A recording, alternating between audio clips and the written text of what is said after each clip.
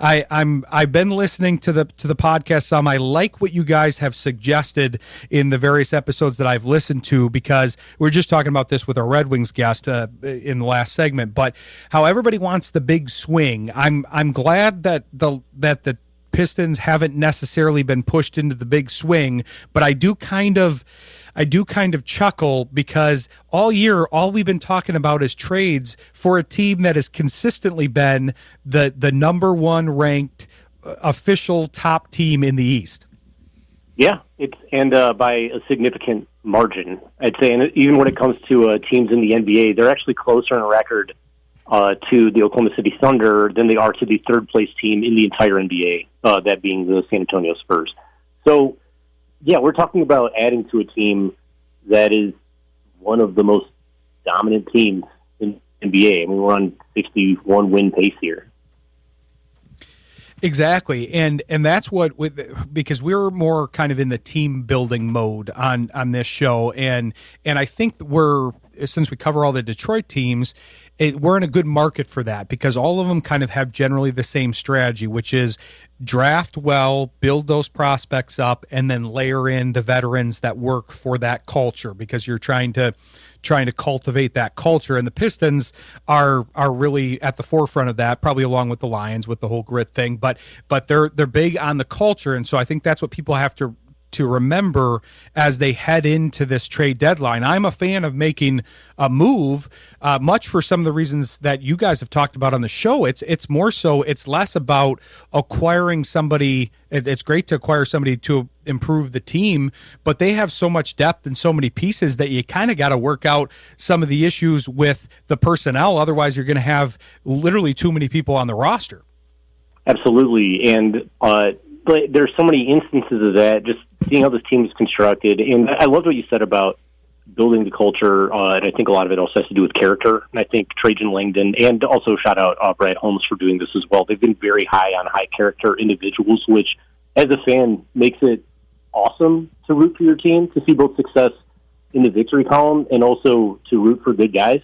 I think you don't have that opportunity often as like a sports fan that's tied to the city that you root for, and it's really neat that Detroit has that going on right now. And they have so many guys that you want to root for.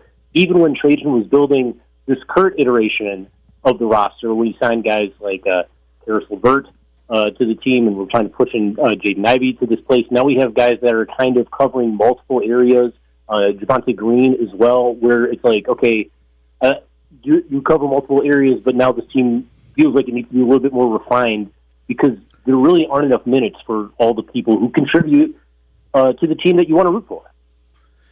Exactly. It's an amazing problem to have. I mean, you've been covering the team for a while, but it's just funny to have this quick of a turnaround where we were talking about things like, okay, well, we need some, sure, Cade's great and he's developing and he's developing into a star, but we need some secondary ball handlers. We need some more guards around him. And now that problem got fixed really quickly, even with the injury to Ivy. And I'm wondering where you stand on that, because I've kind of vacillated throughout the year. I'm a fan of Ivy. We actually are friends on this show with his dad. We have him on both of my shows pretty often. So so shout out to his family, to Javen, his dad.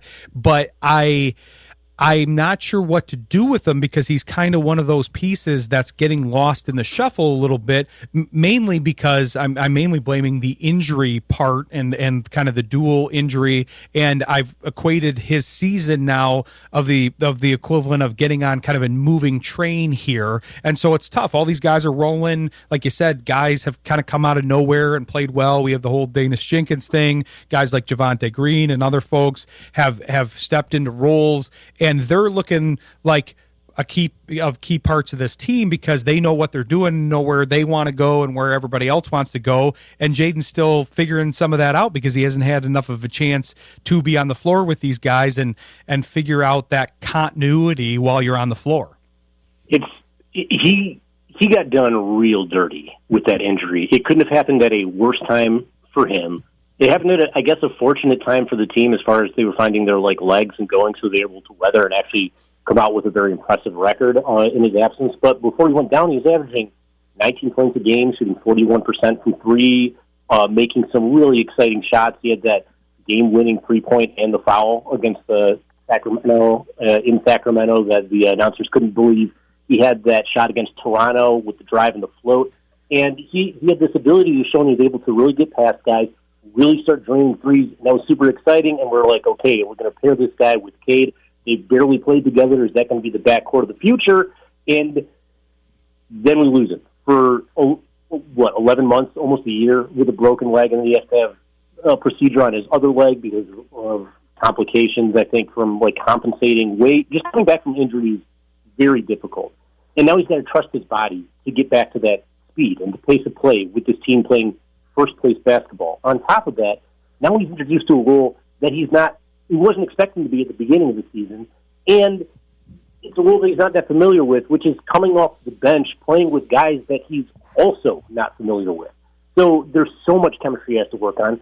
Plus, the trust in your body thing is real. Even if he's 100% back to full health, it's still, you have to be able to remember your body the way it was and not think about how sensitive it is now or how sensitive it was before. And that's an incredibly difficult mental block to overcome. It takes a lot of players. I mean, when you look at this team history-wise, injury-wise, at the beginning of THJ's career with Detroit, he got injured and he couldn't hit a bucket for forever. And then after a while, he got better, really caught on. THJ was an incredible player for this team. Same with Alec Burks. Alec Burks went through, a 20-game span when he was injured, couldn't hit a shot for forever, and that's what he was supposed to do. Now, Jaden Ivey is known for his burst, his speed, and that he hasn't been able to do since he's been back, which is very frustrating. I get it. It's like a tough thing, and when fans are watching, they're, I'm sure, frustrated with it as well. I guarantee they're not as frustrated as he is. The shot, though, is still there. He's still shooting 38% from three, which is really nice to have. The big thing with him is we were hoping that you could make him like a secondary ball handler. You could maybe stagger him and Cade when he's out there. I think the one thing that we have learned over the process of his time in Detroit is he's kind of more of a wing than he is a point guard or even like a combo 1-2. To me, he's like a 2-3 more than a 1-2. So once you get into this mindset of, okay, that's just going to be who can we pair him with, I think it's to his benefit if you pair him with Danis Jenkins, who I do want to talk about a little bit later. It's actually, it's pretty important with his contract coming up. But Danis is a great ball handler. So those two can make things happen. Compare him with Cade Cunningham because those two can make things happen. And I think getting his confidence up will be important. He's going to be a restricted free agent at the end of the season if they don't come to some sort of extension, and not extension, but they don't come to a long-term deal at the end of it. And I know there's all this chatter about him at the trade deadline, and I think it's because people are disappointed in his performance. But, on the real, he's coming back from an injury, and even if he's not great, even if he's not, really in the playoff rotation, isn't there a pretty strong chance that he's going to be the player he was last year or close to the player he was last year with a full year of integration, with a full year of, getting back into shape? And in that case, then you're going to have him on a deal better than the deal you're expecting this year, whether it's that qualifying offer you can get, which is going to be somewhere between $12.5 or $13.5 million, and they hold on to him, or you sign him to, a couple years to anything under $20 million, maybe a couple for 15, something like that, because a lot of teams aren't going to poach this guy in RFA. Teams can't really poach players with restricted free agency anyway because of the waiting period. They have to go through a whole week's wait, and by that time, free agency's over, so it's not a smart investment from other teams. So even if they don't ship him, which I don't know if you should at this point, just because it's kind of a low buy or a low sell on Jaden Ivey, who, again, a lot of people were saying should be the starting guard next to Cade Cunningham as recent as last year.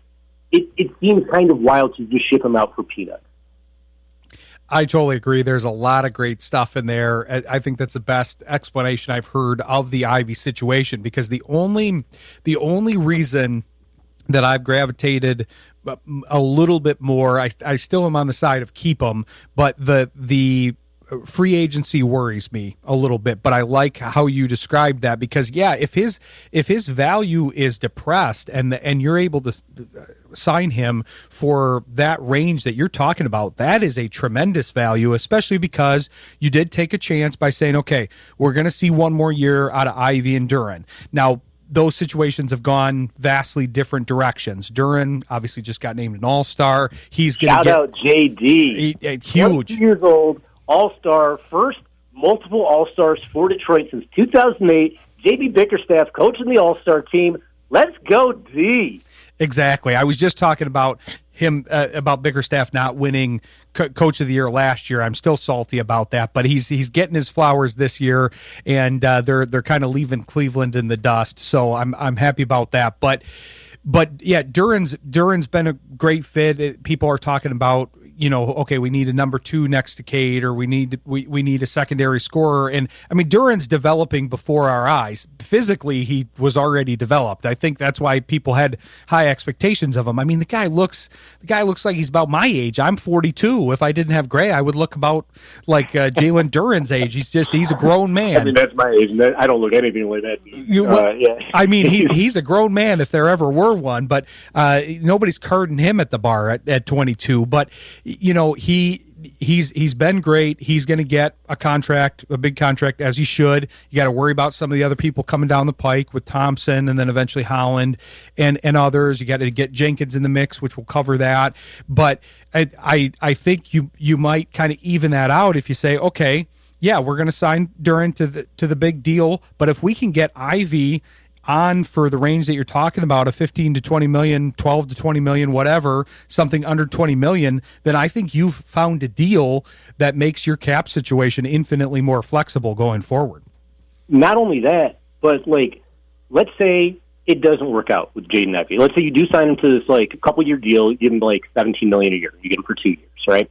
And he plays more like he does this year than he has in previous years. Well, now you have a guy who's on a short-term contract making $17 million, who's still shooting the 3-ball great. Every team wants shooters, no matter what. He could be like a second draft candidate. So then you have salary to trade if you want to make a bigger move in the future. So if that's the path you want to go with Jaden Ivey, there are worse things than keeping him. If he doesn't want to be here anymore, if he feels like he's not being used, then by all means, maybe come to some sort of agreement there. And I'm not saying that he shouldn't be traded if you have a deal where maybe it makes sense for both parties to move on and the team really wants Jaden Ivey. I mean, Troy Weaver is with the New Orleans Pelicans. If you make a deal with them, maybe they want Jaden Ivey. Maybe that's the best for all parties. I'm just trying to say he's a good player with a great work ethic, with history of being a good player, that it's not the worst thing in the world if you retain him after this trade deadline. Exactly. You're taking advantage of still being able to get potential on his now second contract, which isn't always possible. People are trying to buy potential at that point. And so I think if he had played more, if he was in a different situation, then there would be teams interested in converting him to a lead guard or something else, saying, hey, they haven't gotten the full potential out of him. But now you can get that for both the stretch run and for the coming years if you can re-sign him. So I'm curious. So we got to take a quick break, but I'm curious after the break about then if you are retaining Ivy, how you kind of take care of that spot for Danis and what you see them doing prediction-wise for the trade deadline. So we'll talk about that after the break with Harry. Stick with us. You're listening to Sports Intel on Jethro FM. So coming back here with Harry Moroz of the Order of the Blazing Horse podcast, talking about Pistons trade deadline and what they may do. This is a good problem to have, Harry, and I've been talking about it all year. I think people were it's funny when they did get very deep and then the rotations got kind of mixed up, especially before Jaden came back. It was like, well, there's too many players here. And I wasn't a big believer in that. I think the fact that all these guys got a platform, got a stage, I think that helped for the depth of the team and for value at the trade deadline. They saw what they had out of Danis. Now Sasser's coming back and getting some minutes in various games. They saw that they had something in Javonte Green and Paul Reed and some of these other folks that don't always get minutes, but there are some logistics that you have to take care of because you might shorten up the rotation once you get to the playoffs. So if you do shorten that up, then you're not necessarily using those few guys at the end that, although they may be good players that have played well for you over the course of the season, then you might jettison them at the end of the season. So I'm curious what you see them doing, though, because like you said, these are all great players to root for. There's a lot of great stories on this team, and it will be legitimately difficult. There's no clear this one just isn't working, let's ship them out of town. They all fill their roles pretty well, and maybe with one or two exceptions, everybody's kind of lived up to or exceeded expectations. Yeah, I think that's accurate. Also, before we go on, I just want to say Happy Black History Month to everybody out there. Cool for that. And now to the trade stuff. As far as the roster goes and the construction goes, they have a ton of guys. And that's great because they're all contributing. You named guys that barely played most nights that are still putting up powerful minutes. It feels like every time Marcus Sasser comes in, he scores like double-digit points in single-digit minutes, racks up assists, racks up steals. Pretty cool. Paul Reed balls out. Every time he comes in, absolutely balls out. It's very fun.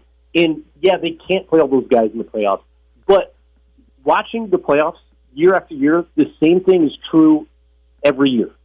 The team that is the healthiest by the time they reach the finals is the team that wins the championship.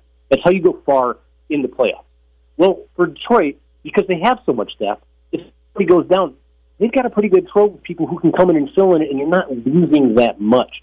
So while, yeah, they have a lot of guys who aren't going to play a lot of minutes, maybe not even play at all in the playoffs, if they get into an injury situation, they're better equipped than almost every other team in the league, save maybe Oklahoma City, to make up for that. I believe they're like third in the league in bench scoring, as far as bench scoring units go. So that's pretty cool. That being said, they do have to make at least one move because there is no chance that Danis Jenkins isn't getting converted to a standard contract. A report came out that his team turned down a league minimum deal that he got offered, which makes sense because it'd be almost for no money, and it'd be for this year and next year.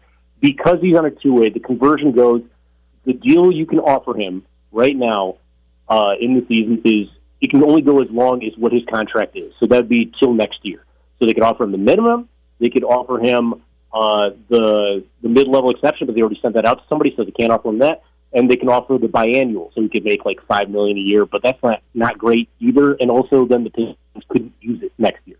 So if you want to look at what's happening with Danis, he's for sure going to get converted because on the trade deadline is when his last playable game or last appearanceable game is available. So they have to get him on this roster. And I mean, he closed out the last couple.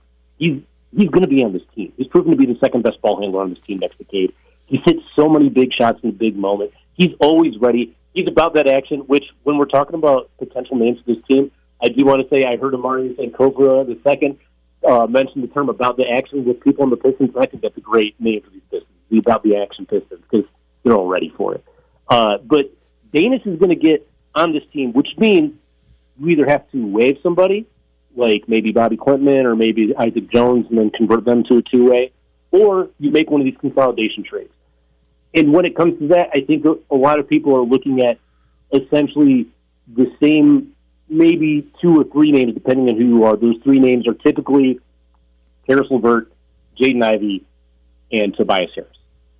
Tobias Harris, to me, because they keep saying important about this guy, they keep mentioning how important he is, and because how much he wanted to come to Detroit, and because of how big a veteran presence and leadership presence he's had for this team, it seems to me it would be a tough thing to do to trade him to anybody, and we can get into potential trades later down the line. But he's the biggest salary, so if you want to make a big trade, chances are you got to include him. Jaden Ivey, we already went over like how teams value him, what his value is around the league, what his value is to the Pistons, and like his contract's not that much. It's like $10 million. So like, yeah, you can add him to a deal, but it's not like a huge deal. Karis LeVert, he's got 2 years of deal. He's making like $15 million. He's kind of redundant in the roster. He hasn't been shooting great. The defense has been fine. I think he's actually been a pretty good player. I think people kind of bag on him a little bit too much. But as far as redundancy goes, he's a movable piece that you could do. So pairing him with somebody to ship out would be helpful. The other complication here is that the Pistons have a $14.3 million TPE. So they could bring back 14.3 for nobody, but that just adds another player in this roster that we already have too many players on the roster for. I know people say, like, historically, TPEs don't get used. Yeah, but historically, TPEs aren't for $14.3 million. They're not often this much money. So it's going to be tough as far as that goes. What I will say about the trades, and we can look to last year for how this went, Trajan Langdon, if not transparent, he's been incredibly translucent with what he has said he's going to do with his team and what he does do with his team. And they keep talking, him and JB, both keep talking about we like our guys. We really like our guys. We're not going to shake up anything. We don't want to shake up this chemistry, which I get when you look at the top three teams in the NBA. They're all young. Oklahoma City, San Antonio, and Detroit, top three teams in the NBA. Some of the deepest teams in the NBA, youngest teams in the NBA, and also top three defenses in the NBA. So there's a pattern here as far as it goes. That being said, it doesn't mean he's not going to be opportunistic, which is what he did last year with Dennis Schroeder, which is how we have this TPE in the first place. So when you look at what this team has, it has too many players. When you look at what this team needs, it maybe needs a shooter. Those two things might come together, if not for a bigger deal, because a bigger deal could chip out more people. It's just going to be complicated. I agree with all that stuff. I mean, that's it. These are all good problems to have. That's the thing about what we're talking about here, because I mean, people really have earned their roles, earned their keep. And you talked about, LeVert is kind of the piece that I think, he's not necessarily long for this team. And I think the bigger issue, I think you hit on the bigger issue, which I'm all for having that depth in the playoffs, because you hit on it. I mean, we saw it last year. People are saying, well, hey, we would have beaten the Knicks had we had Ivy and beef stew. Well, that may be, but it's a war of attrition sometimes in sports and in the NBA. And so you have to survive that stuff. This year, they're much more poised to survive it if they retain a lot of the players that they have and don't ship out much at the trade deadline. But I do think the bigger issue is one you referenced earlier in the interview, which is they've got to clear up some minutes for the right people and make sure that they have enough once they get down the stretch, have enough time for maybe what is a surging Jaden Ivey at that point, if he's still on the team, and then maybe he takes some of those minutes that LeVert would occupy, and you want him in that because he's probably trending the right way, whereas with LeVert's age, and like you said, he gets too much heat. I'm not bagging on him. I think he's been fine. But between the age and the lack of a premier fit in this team, I think you want to bet on a younger guy that's probably ascending throughout the year in Ivy. And like you said, you need shooters, so you want to just shed one or two guys so that you can add in a shooter. I'm curious if you have your eyes on anybody. We get one name that's mentioned all the time. I think every time we've talked about the trade deadline, sometimes they mention multiple people, but there's one guy that's been on the bingo card every time. Which guy? Well, I'm wondering if you're going to hit him. I'm going to let you kind of pick some guys, and I feel like you're going to hit him anyway. Okay. Well, I mean, there are different tiers of guys that you can get on this team. So let's just get into some of these guys in general. I'm assuming this is the big one that people are talking about. And it's rumored from Bobby Marks and Jake Fisher, Omari in the Detroit Free Press pitched an article about how this trade could be beneficial to Detroit. Is the name Michael Porter Jr. is the name?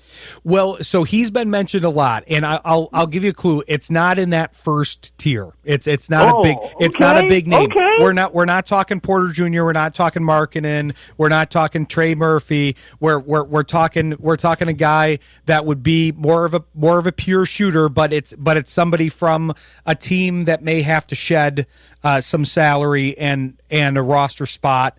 And so, and could be a good fit for the Pistons. So I can give it to you too. We don't have to quiz you on it. Give it to me. Let's save the listeners some guys, because if with those hints, I would guess it's maybe Sam Hauser or bingo. It's Sam Hauser. Yep. Okay. Yep. So my thoughts on Sam Hauser: would he be a fit? There's no question. I mean, his brother played at Michigan State. That's pretty cool. Wait, is that true? I think that's true. Yep, Joey. So that's pretty cool. Love the Michigan State connection. Green, white. I went to Michigan State. That's cool. Don't love everybody from Michigan State. Don't love everybody who went to Michigan State who Pistons have been rumored to have interest in, for what it's worth. Again, I really care about high-character guys on this team.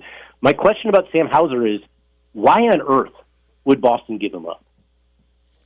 That would be my question too. I mean, I get the argument that they may have to shed some salary and shed a spot. I don't know that that's the one that you would pick if you were them, because that's a coveted, what we're talking about. Basically, we're talking about the Pistons wanting that, but I mean, what team doesn't need more shooters? Every team would take more shooters, and he's a good sized shooter. He fills a very good role. He's not going to get played off the floor for his defense. So I think that's a piece that, although yes, you're going down a tier from the Murphys and the Markkanens and the Porter Juniors of the world, but I also think it's going to be more expensive than just, hey, we'll toss you a throwaway player here and there and a pick. I don't necessarily think it's going to be as cheap as just, oh yeah, you just want to give him away at the deadline. Whereas you hit on the scenario that I do think is really the most likely, which is,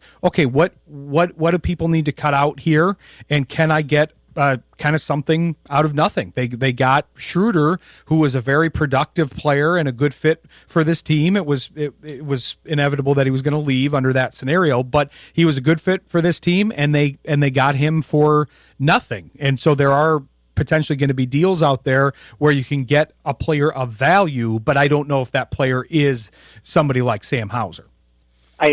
I don't think it's going to be Sam, because of all the stuff that you said. In the 3 and D, like especially non-liability and like somewhat good D players with size on like not huge contracts are the most coveted players in the entire NBA. And Boston is trying to win a championship. Make no mistake, Boston is going to make a run at this championship. They're a very good team. Every time they played the Pistons, it has been very competitive. They know what they're doing. They're coached by a great coach. They still have they have a guy who's like vying for MVP with Jaylen Brown this year. That team is great, and Keita is no slouch at the center either. They didn't dip as much as people. I think Indiana took all the tanking that people thought that Boston was going to do and added it to their own tank as far as how bad they went. But Boston, to me, doesn't seem like a team that's going to ship that asset. When it does come to like maybe making that sort of opportunistic trade, I throw out a couple names. Mickey and I talked about it in our podcast. There are 3 or 4 names that are dream candidates. 2, I think, are that like make sense, but I don't know how realistic any of this stuff would be. And I want to start off by saying I don't think there's going to be any trade for Detroit until there's clarity on what Giannis Antetokounmpo is going to do. Like if they decide they're not going to trade him at this deadline, things will start happening. But if they decide to trade him, and teams want to trade for him, and he probably wants to get traded for too, so he can make that extension money. If he doesn't get traded this offseason, or if he doesn't get traded by this deadline, he can't sign his $280 million extension in October.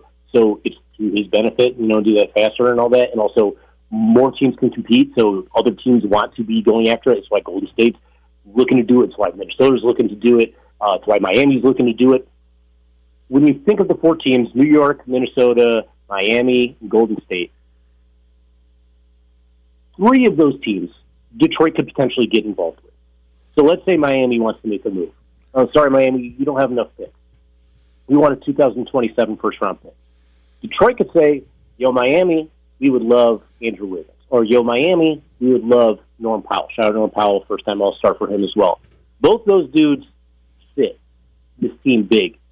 They both get their own bucket. Norm is an absolute bucket getter, absolutely torched the Pistons early this season. Not a great defender, but Duncan Robinson ain't a great defender either. And if you can put Duncan Robinson in the second unit, playing the role that Beasley did last year, which is what everyone thought he was going to do this year, and now you have a guy who can get his own bucket like Norm Powell in the first unit, your shooting woes are kind of solved. Andrew Wiggins, you get him, maybe Tobias Harris goes to the bench and absolutely cooks bench units. I don't know if that happens or not, but like Wiggins is great from 3. Wiggins is great in the break. Wiggins is a good defender, and Wiggins has been an NBA champion. Like, these guys have playoff experience. That matters a lot. So you could offer you could offer Karras, maybe Ivy in a first for either of those, or maybe just Karras in the first for either of those, or Karras in a younger guy, maybe Sasser. No shade to Sasser. I love Sasser.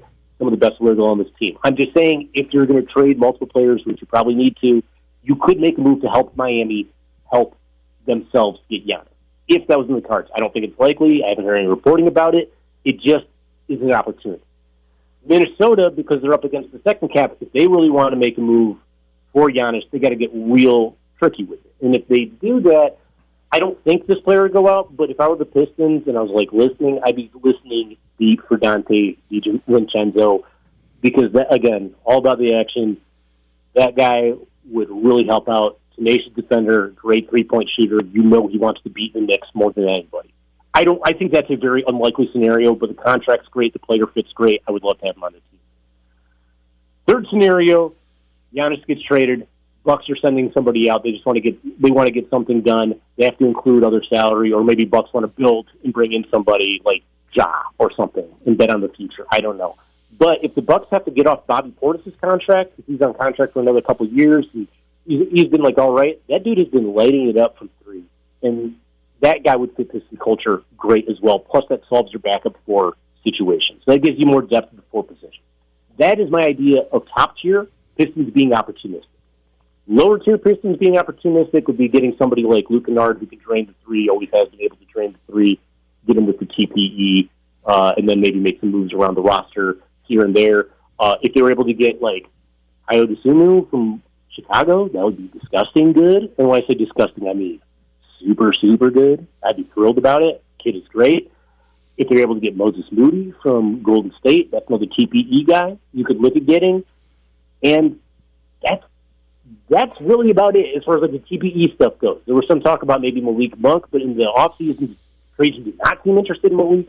People seem pretty against his $19 million a year or $42 million over the next 2 years contract, but we saw him play Detroit just recently, and the slams are great, and the three-point shooting is great. He could really help out this team. It seems to me like it's probably going to be a player we're almost not even considering at this point coming to this team, but a couple players also going out. I like those scenarios, though, as far as we've got those now kind of on the books as predictions, and then Mickey and I will cover this here. I think predictions is maybe a little bit generous. How about, to quote Mariah Carey, some sweet, sweet fantasies, baby? That sounds good to me. That's we're a classic country station, so you're not going to hear a lot of Mariah here. But no, that's great. I appreciate you coming on. We'll look forward to having you back on at some point. We're going to look forward to having Mickey on. But on the way out, make sure to tell people where they can listen to you guys here. Sure. Guys, follow the Order of the Blazing Horse, the only Detroit Pistons podcast based on a mystical prophecy. If you don't know, Mickey and I, we were visited by Hooper in a vision after that terrible 2023-2024 season. He told us to make a podcast that would bring the Pistons back to greatness. We're like, there's no way that's true. Then we did it, and look where we are. How crazy is that? So follow us. We're usually on Tuesdays or Wednesdays. We live stream. We're on YouTube. We're on podcasts and Podbean and all that stuff. Check it out. We're also on Blue Sky. It's oobh.bsky.social. That's where we do all our business. Sorry we didn't talk more Michael Porter Jr. I know it's a hot name for everybody. I got a hot take. If you want to know our takes on that, we've got plenty of episodes. That's a great tease. We'll talk about that more with Mickey next week. Appreciate you being here, and we'll look forward to having you back on. Thanks so much, Ryan. This is a great show. Have a good time, everybody. Thanks, Harry.